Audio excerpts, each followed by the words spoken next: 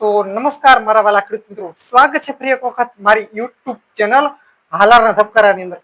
ખેડૂત ભાઈઓ, આજે આપણે ખાસ વરસાદની માહિતી આપવાના છીએ. અને ખેડૂત ભાઈઓ, વરસાદની માહિતીની અંદર દેશી ટેકનિકની અંદર એટલે આપણે કે આંબલી અને લીમડાના વૃક્ષના આધારે ક્યાંક ને ક્યાંક થોડીક વરસાદની જે આગાહી અમે જે ખેંચી છે તેના આધારે ખાસ આગાહી કરવાના છીએ દેશી ટેકનિકલના આધારે. તો ખેડૂત ભાઈઓ, અમારો આ અનુભવ ઓછામાં ઓછો 5 થી 6 વર્ષનો અનુભવ છે.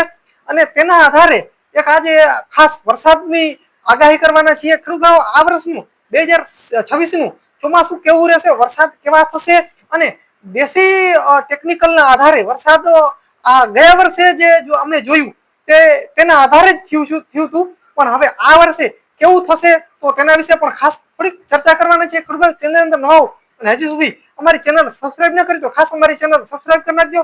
ખેડૂત ભાઈ, હું પણ એક તમારી જેમ ખેડૂતનો દીકરો છું, તો ખાસ ખેડૂતને સપોર્ટ કરે. તો ખેડૂત ભાઈ, બસ વિડીયોને ખાસ શેર કરી નાખજો. ખેડૂત ભાઈ, શરૂઆત કરીએ ખાસ વિડીયોની. હવે ખેડૂત ભાઈ, આંબલી અને લીમડાના આધારે 2026નું જે ચોમાસું જે છે તે કેવું રહેશે. તો ખેડૂત ભાઈ, ખાસ આવનારા વર્ષમાં આમ જોઈએ તો વૃક્ષોના આધારે આમ જોઈએ તો કટકે કટકે વાવણી થાય એવું અમને ક્યાંક લાગી રહ્યું છે. કટકે કટકે વાવણી થાય, એક ધારી વાવણી થશે નહીં, અને એક ધારો વરસાદ આવશે નહીં.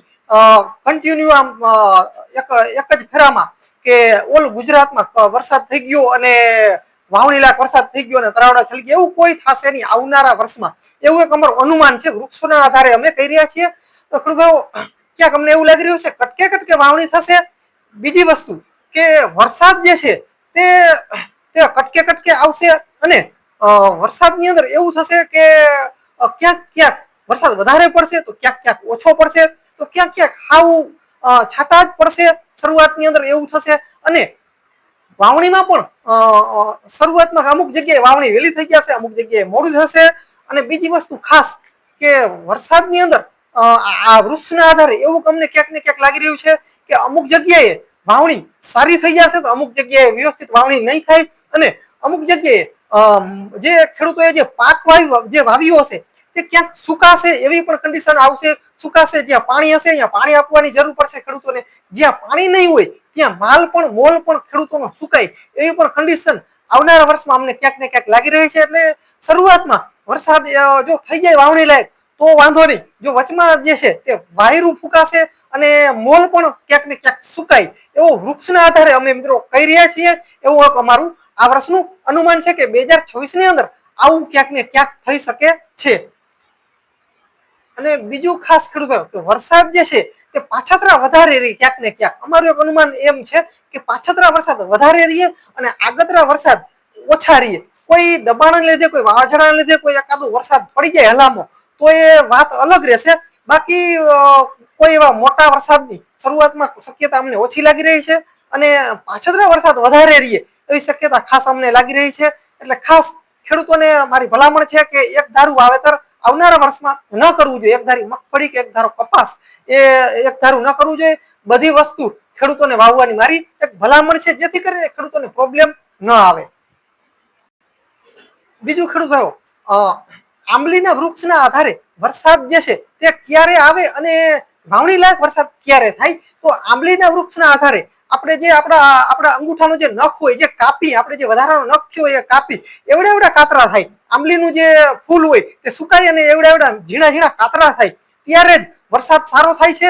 જો પેલા વરસાદ થાય તો ટૂંકમાં આંબલીમાં ફૂલ હોય અને જો વરસાદ થાય, જો વધારે વરસાદ ટૂંકમાં જો થાય તો કોઈ એવો સારો વરસાદ થાય નહીં. ટૂંકમાં આંબલીમાં જ્યાં સુધી ફૂલ છે ત્યાં સુધી કોઈ મોટો વરસાદ ન થાય, અને વાવણી લાયક વરસાદ ત્યાં સુધી ન થાય. જ્યારે મીડિયમ ઝીણા ઝીણા કાતરા બધાય ત્યારબાદ જ સારો એવો વરસાદ થાય, એવું અમારું છેલ્લા 5-7 વર્ષથી એક અનુમાન છે. એટલે કે આંબલીના આધારે ટૂંકમાં જ્યારે આપણે વરસાદ જ્યારે આવે ત્યારે કાતરા ટૂંકમાં આંબલીમાં જે છે તે ઝીણા મીડિયમ થઈ જાય, ત્યારે જ વાવણી લાયક સારો વરસાદ થાય. એટલે આવું એક વૃક્ષના આધારે અમારું અનુમાન છે.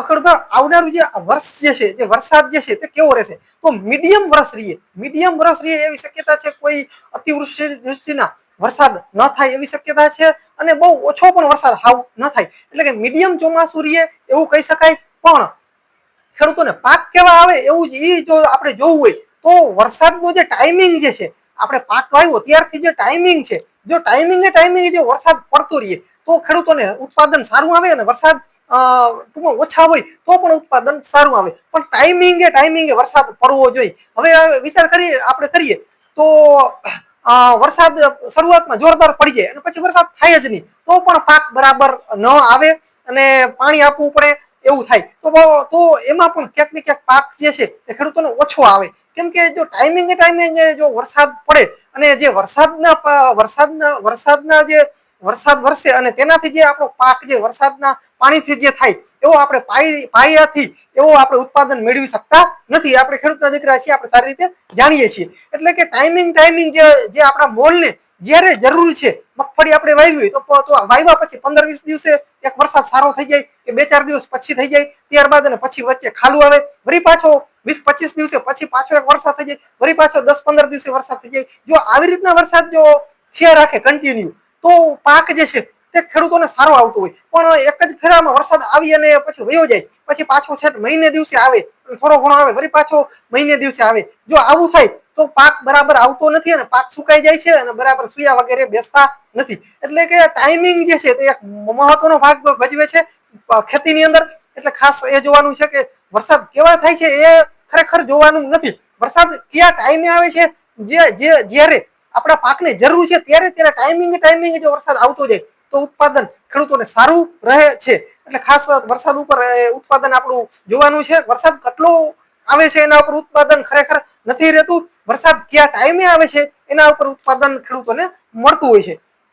તો ખેડૂત ભાઈઓ આ હતી આજની અમારી ખાસ માહિતી. ખેડૂત ભાઈઓ ખાસ તમને માહિતીની અંદર કઈ ફેરફાર લાગ્યો હોય અથવા તો તમને કઈ અલગ લાગ્યું હોય તો ખાસ કોમેન્ટની અંદર જણાવશો, જેથી કરીને અમને પણ ખબર પડે અને અમારા વાલા ખેડૂત મિત્રોને પણ ખબર પડે. અને તમારું અનુમાન શું છે એ પણ જણાવજો. જે દેશી ટેકનિકલના આધારે ઘણા બધા ખેડૂતો અનુમાન કાઢતા હોય છે કે આવનારું વર્ષ કેવું રહેશે, એ તમારા અનુમાન આધારે પણ કંઈક તમને કંઈ દેખાતું હોય તો ખાસ કોમેન્ટ કરજો, જેથી કરીને અમને પણ ખબર પડે અને અમારા વાલા ખેડૂત મિત્રો જે વિડીયો જુએ છે તેને પણ કોમેન્ટની અંદર વાંચી અને તેને પણ ખબર પડે કે આવું પણ થઈ શકે છે.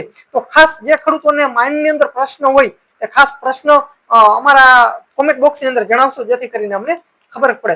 તો ખેડૂત ભાઈઓ બસ આજના વિડીયોની અંદર ખાસ આટલું જ છે. તો મિત્રો હલમન હાલાર મિત્રો મળીએ આવનો વિડીયો સાથે. ત્યાં સુધી મારા વાલા ખેડૂત મિત્રો ખાસ રજા આપશો. પણ ખેડૂત ભાઈઓ અમારી ચેનલ અંદર નવા હોય હજી સુધી જો અમારી જો ચેનલ જોઈન ના કરી હોય તો ખાસ સબસ્ક્રાઇબ કરી નાખજો ચેનલ, અને ફેસબુક પેજમાંથી જોતા હો તો ખાસ અમારું જે પેજ જે છે તે ફોલો કરી નાખજો. તો ખેડૂત ભાઈ બસ હલમન હાલાર મળીએ મિત્રો આવનો વિડીયો સાથે. ત્યાં સુધી મારા વાલા ખેડૂત મિત્રો રજા આપશો.